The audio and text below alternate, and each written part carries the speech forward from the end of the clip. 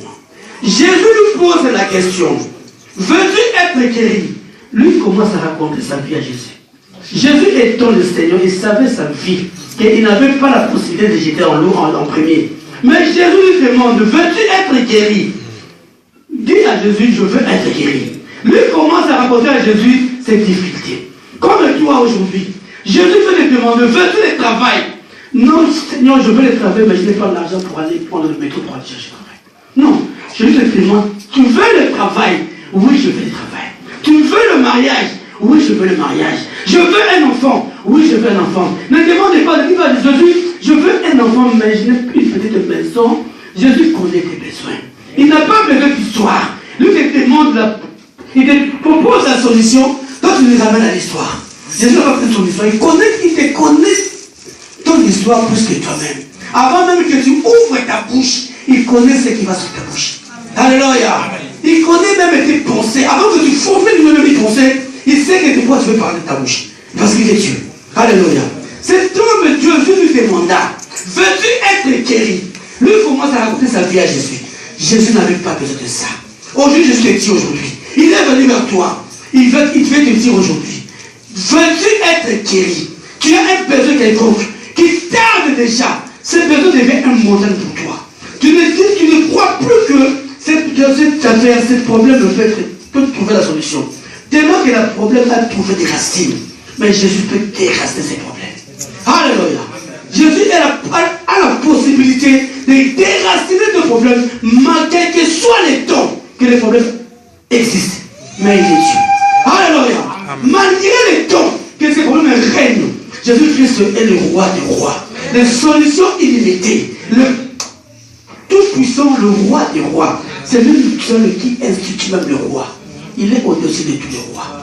Il a la puissance qui tient, comme sa parole dit dans le prophète 21, il tient la cœur d'un roi comme un courant d'eau. Il avance comme il veut. Les gens qui t'ont bloqué, Jésus a la possibilité d'affaiblir leur cœur. Parce qu'il est Dieu. Les gens qui ont le préfet là qui te dit, ce dossier-là ne sera jamais traité. Mais Jésus a le pouvoir de toucher le cœur de ce préfet pour te tomber dessus. Parce qu'il est Dieu. Alléluia. Il a la possibilité illimitée. Il peut tout faire. Rien ne lui résiste. Parce qu'il est Dieu. Alléluia. Au verset 8, la Bible déclare, Jésus dit à cet homme, lève-toi, lui dit, prends ton lit et marche. Alléluia. Amen. Jésus dit à cet homme, cet homme, voilà Jésus, il a cru. Sans la foi, on ne peut pas être agréé à ce grand Dieu. Bien aimé, tu as traversé l'année 2015. Quand tu regardes ton bilan, rien n'a marché comme tu voulais. Mais cette année nouvelle qui commence, change ta façon de voir la vie. Alléluia. Amen. La Bible déclare, Jésus, tu confonds l'intelligence des intelligents. Alléluia. Ne crois-tu pas qu'avec ton intelligence, tu pourras avoir tout ce qui donne, tout ce que tu veux. Avec ton intelligence, ton bilan est négatif. Alléluia. Change maintenant ta façon de voir la vie et accroche-toi à Jésus. Et augmente un peu ta foi. Et demande à Jésus, Seigneur, affermis ma foi. Alléluia. Que Jésus puisse affermir ta foi pour que tu puisses croire. Puisque la façon dont tu avais la foi, l'année 2015, que l'année 2016, que tu augmentes un petit peu le volume de ta foi. Et tu verras la gloire de Dieu. Alléluia.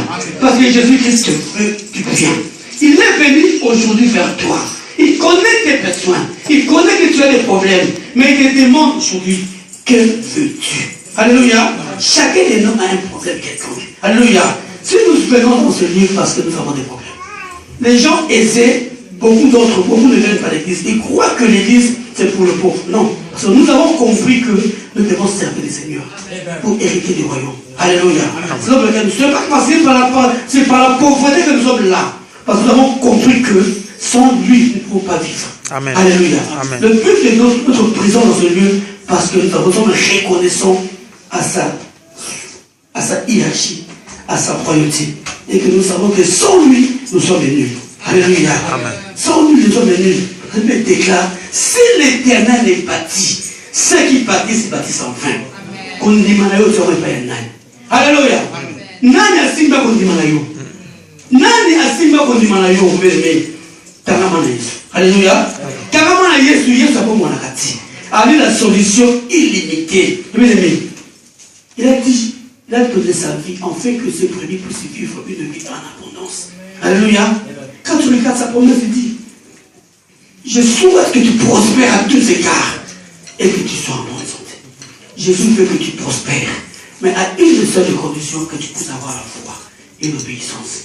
Sans la foi, tu ne peux pas être agréable à Dieu, mais sans l'obéissance, Dieu ne peut pas t'approuver. Tu ne peux pas plaire à Dieu si tu n'es pas obéissant à Dieu. Dieu te demande, il faut être un enfant assidu, un enfant qui marche selon ses principes, qui respecte la parole de Dieu, qui aime son prochain comme lui-même. Parce qu'il est Dieu, il a dit, en pardonne, il a dit que c'est un nouveau commandement. Je vous laisse un nouveau commandement. Aimez-vous les uns les autres comme moi je vous ai aimé. Alléluia. Il est notre Dieu qui ne change pas. Alléluia. Il est le roi des rois, la possibilité illimitée. Au verset 9, aussitôt l'homme fut guéri, puis son lit et marche. Alléluia. L'homme n'a pas tardé, Dieu, Jésus-Christ lui a guéri. Bien aimé, nous devons savoir une chose, même si cette année, tu as perdu des choses, si ce que tu as perdu est à toi, tu peux toujours récupérer cela. Parce que si tu t'attaches à Dieu, Dieu est capable de récupérer ce que tu as perdu. Alléluia. J'ouvre une parenthèse. Il y avait une femme qui avait mis au monde un enfant mâle. Pendant ce temps-là, il y avait un roi qui voulait qu'on puisse tuer tous les enfants mâles. La maman prit garder l'enfant pendant 3 mois. Mais après cela, il a eu peur. Si on l'attrape, si on le surprend avec cet enfant, l'enfant sera tué. L'enfant, la maman a pris un panier, il a mis l'enfant dans l'eau. Il a laissé l'enfant dans l'eau. Pendant que l'enfant était dans l'eau, Dieu, en voyant la fille de Pharaon être bénie quelque part, elle a entendu les cris d'un enfant. En prenant l'enfant, elle a vu que l'enfant était mal. Mais tellement que l'enfant était beau, elle ne pouvait pas tuer cet enfant. Elle chercha qui peut arrêter cet enfant. Comme notre Dieu est au contrôle de tout. L'Esprit du Seigneur amena cette femme, cette fille, vers la maman de l'enfant en question.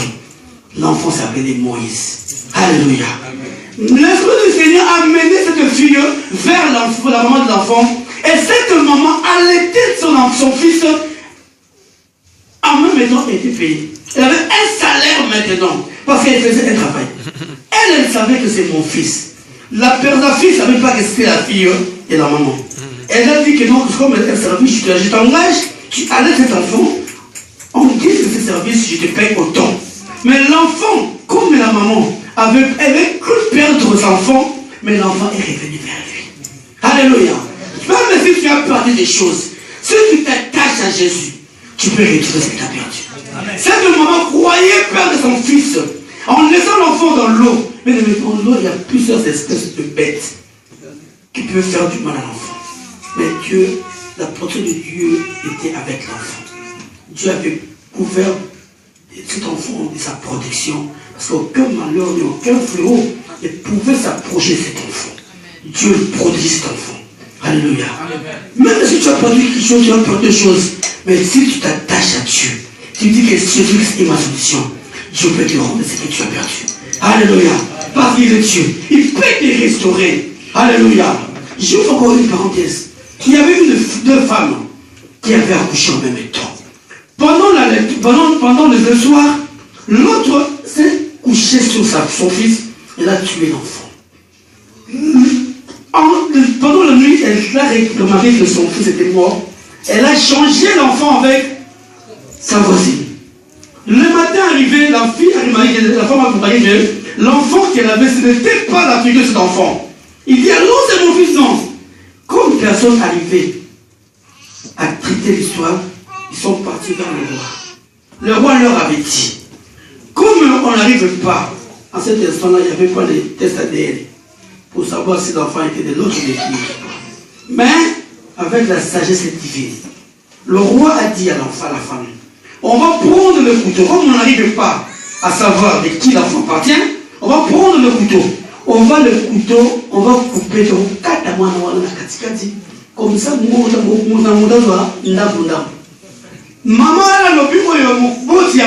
l'autre dit non, c'est bien, comme ça on coupe l'enfant, nous tous on va manquer. Oh, Roi avant de dire non.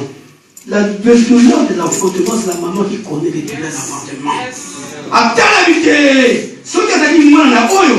Avant de dire, moi, on a pas roi, attends la vérité. Non. Moi, on a été. Moi, on a sauvé.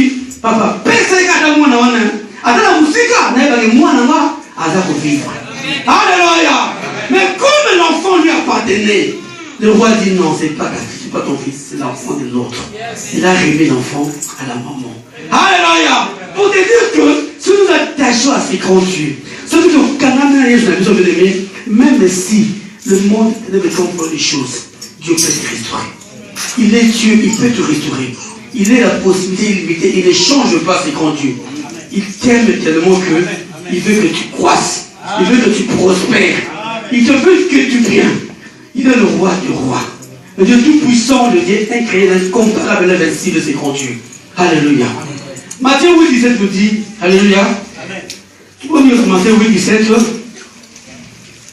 Le prophète Esaïe a fait prophétiser. Alléluia. Matthieu 8, 17 nous dit, 17.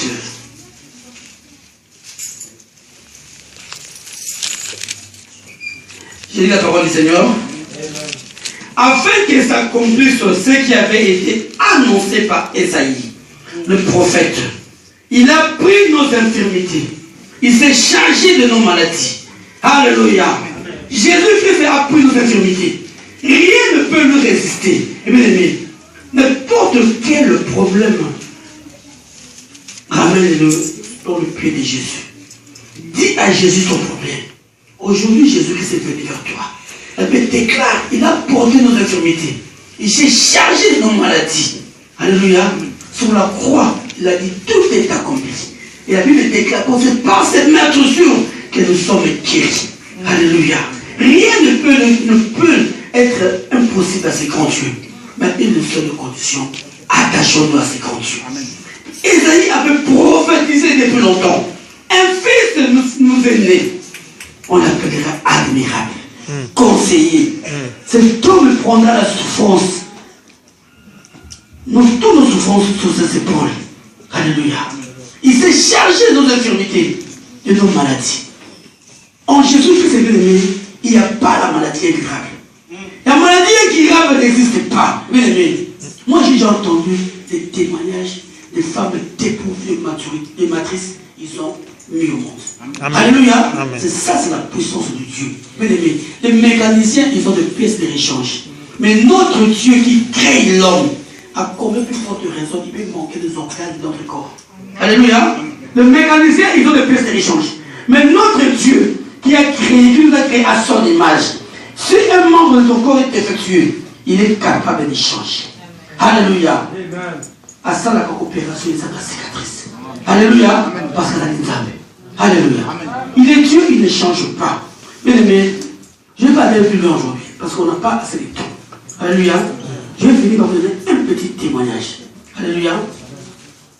Si tu crois en Dieu, bien aimé, Jésus-Christ est la solution. Amen. La Bible déclare, bien aimé, la foi est communicative, l'incrédulité aussi est communicative. Tu peux être devant une situation, si tu n'as pas la foi, la personne qui est incrédule peut te rendre incrédule. Si tu n'as pas la foi, bien aimé, à un moment donné, on m'avait arrêté. On m'a arrêté, je n'ai pas de papier, depuis, ça peut longtemps. On m'a arrêté, on m'a ramené dans le centre de détention, il fallait qu'on m'expulse. J'ai demandé qu'on me fasse le jugement. J'ai appelé un avocat, l'avocat arrive, me dit, mais monsieur, je ne sais pas si on va formater